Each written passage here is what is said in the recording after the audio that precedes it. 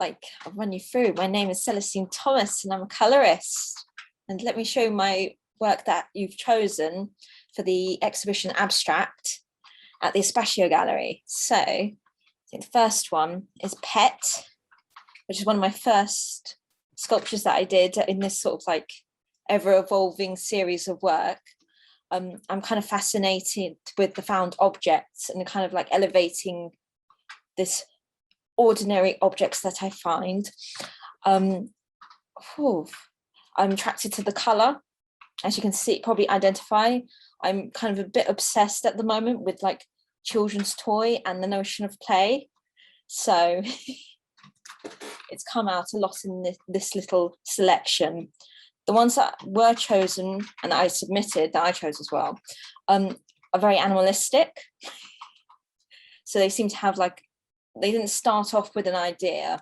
They sort of became animals as I was playing with the materials, and they sort of got their own personalities through the sculpture process. So I got birdie, animal, llama, and dino.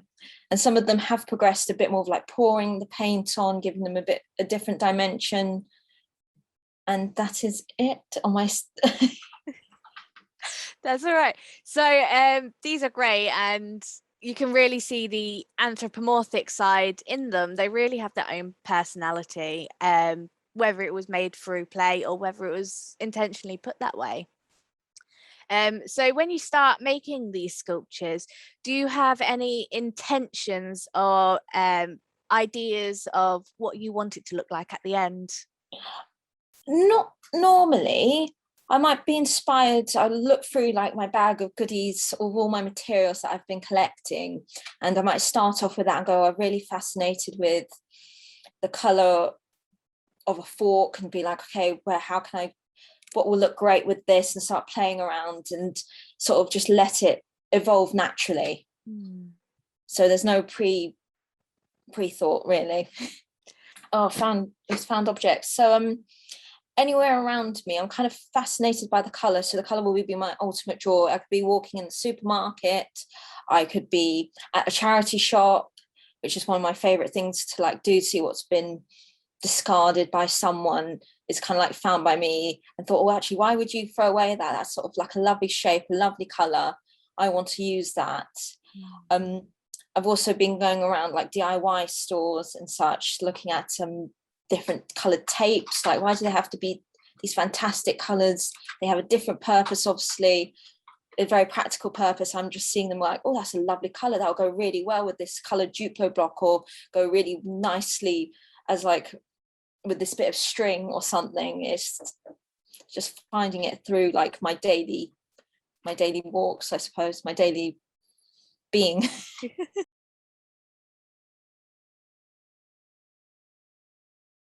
I think it's the freedom of anything can be produced. I think there is no like limits. You can be quite limitless. There's no like set rules as such, apart from shapes and color is like a definition of abstract art. It doesn't have to be representational, even though it can lean towards it eventually. Like people will start seeing things through a painting that is a title like abstract, or see a sculpture that is abstract, and they'll think, oh, the artist has put it away in such a way, and they go, oh, actually that looks like something else, or another person go, oh, actually I see something different. So yes.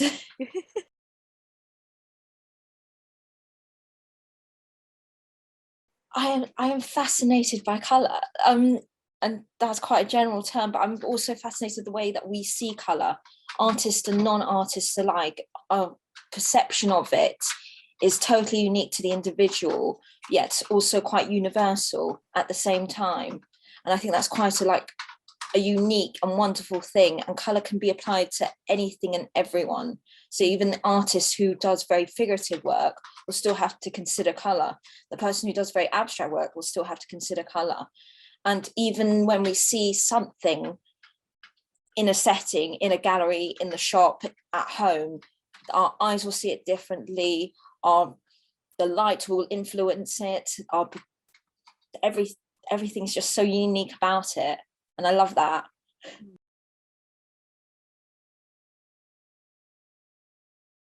Not normally before. Sometimes straight after I go, oh, I know what that looks like, or that has, you know, a gut instinct name. Some of them will have no names for quite some days, and then I'll have them out. People like in my studio will comment about them, we'll start talking about it. People on Instagram will go, oh, have you noticed that looks like something else? And I go, oh, that's a great thing that you've picked up on, that's the name. So it kind of a bit of both. They'll have an instant name or they'll be given a name later on.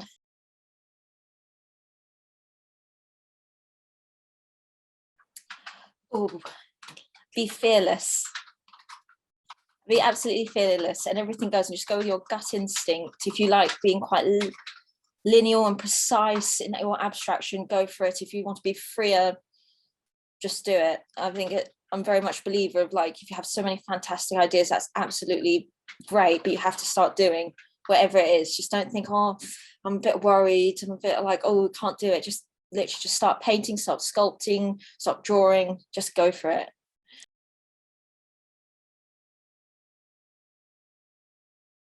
I have quite a few artists through time, contemporary and otherwise. I think my favourite artist is Yayoi Kusama, and her resilience as a female artist and her use of colour.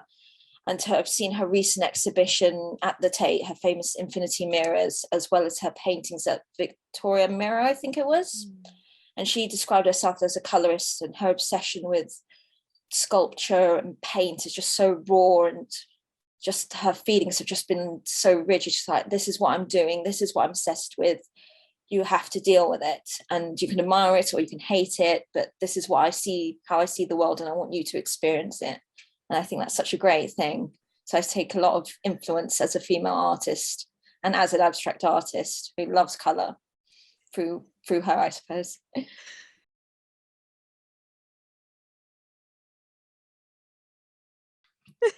Play. So I think mainly because I did start off with thinking, okay, these are experiments, but I think because of the natural, like, childlike quality with them, it's quite natural for them to go, okay, this is playtime. These are some often, like, you know, objects that I'm kind of playing around with. I'm kind of giving them identities. I'm sort of morphing them, particularly in this case, into sort of like animals. It kind of, and objects that have like a bit of personality. It kind of gives that play, linking with that childhood sort of theme. It's very negative, but also you kind of need to play and have a bit of fun with the artwork. I mean, experimenting seems very serious, and I think if my themes and my sculptures were, you know, a bit more muted in colour and had a different theme, there would be experimentation, but because of their childlike qualities, I think playfulness is the right word to describe it in quite a positive way.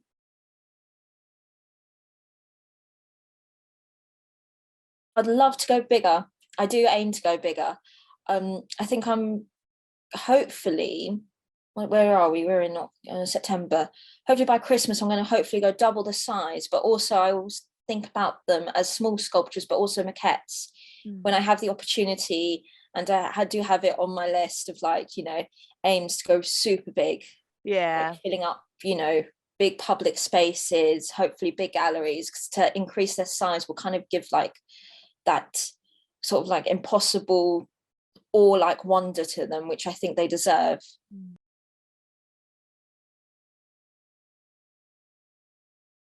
Nothing planned, like exhibition wise, but I'm always putting my work into open calls. I am thinking about hopefully doing, you know, some smaller exhibitions, because I've done lots of group ones, to think about a solo one possibly early next year. Work wise, of course, I'm aiming to go bigger, so you'll see a lot of that, and also like go back to my two-dimensional work and also experimenting with some screen print, well, not screen printing, but printing in general, kind of definitely in the playful stages of that. So as you probably see on the wall, I've put them up. I've done a few so far of like basic block printing, which kind of ties in with the childish, playful themes, seeing what happens and seeing how that progresses as like a sort of mirror from the 3D to the 2D.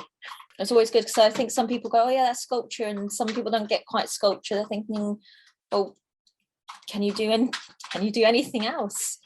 Can you paint? What's your other bit? And I'm like, oh, what is my other bit? So I do like two-dimensional work. I have a traditional like painting, drawing, education, I say upbringing, but education. So I was like, I got to revisit that because it is also like an interest of mine, and seeing how they relate as well.